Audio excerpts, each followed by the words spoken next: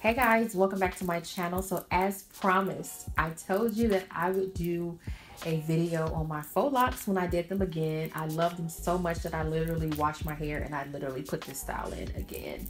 So this only cost me 40 bucks to do. I will link the hair that I use down below. I use the Nicole method. I will link her channel down below. And let's just jump right into it. So this is how the hair looks straight out of the pack. I will leave a link below. All you need to complete this style is a crochet hook.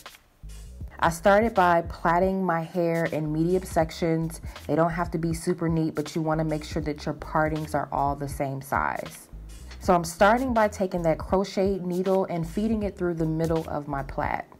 As you can see, the crochet hair has a small hole where you can insert that into the crochet hook. Now you want to feed your natural hair and the crochet hair through that small hole. Once you pull it through, pull it taut. I really love this technique because there is little to no tension on my natural hair. I was able to pretty much pull this up in the bun right away and I don't feel any pain at all.